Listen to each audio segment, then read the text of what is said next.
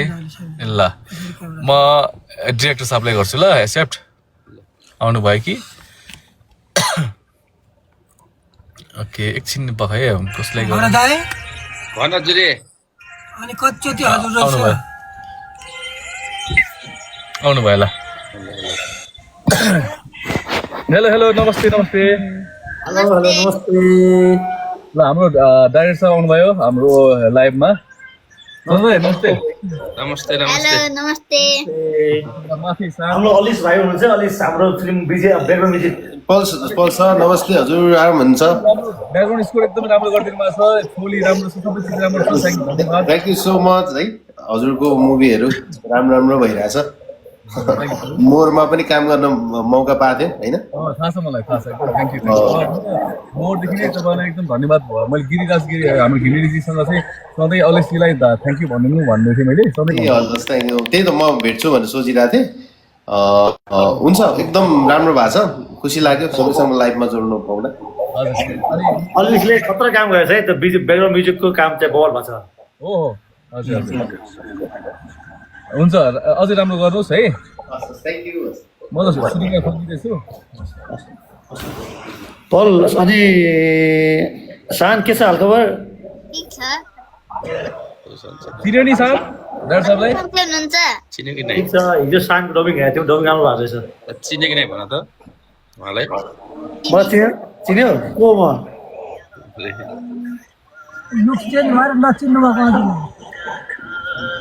सार भन न को उहाँ आफबाट आमा फिल्मको डाइरेक्टर सर अनि यति भन्न किन अप्ठ्यारो मैले ल ल चिन्यो अनि सान हजुर हाम्रो डाइरेक्टर साहबले अनि कसरी तिमीलाई एक्सन कट राम्रो भन्नुभयो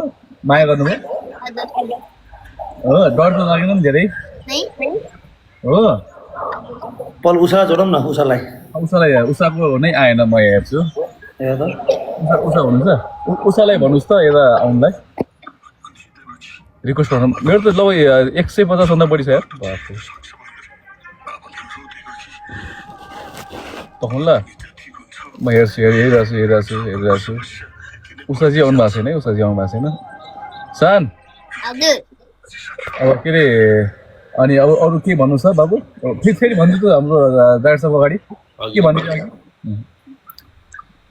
सबैजनाले यही आउने माघको 16 गते आफबाट आमा फिल्मको मुभी रिलिज भइसकेको छ ए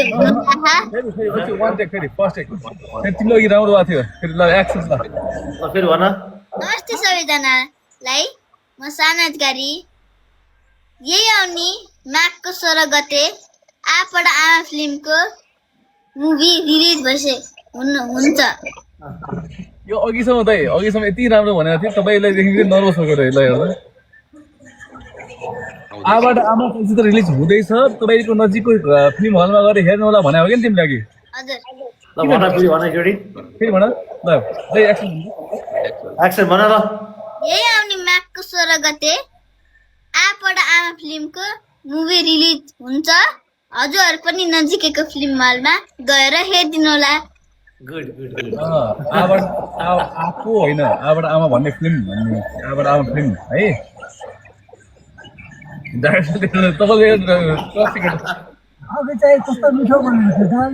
अघि राम्रो थियो बाबु यस्तो नगर यस्तो मौकामा त अनि चान्समा डान्स गर्नुपर्छ नि बाबु ल हुन्छ हामी उषाजीलाई पनि जोड्छौँ ल उषा आउनु आँट्यो अब मेसेज गरेको छ म 1 मिनट ल 1 मिनट लाग्छ ल त्यतिन्जेल बोल्नुहोस् सानजी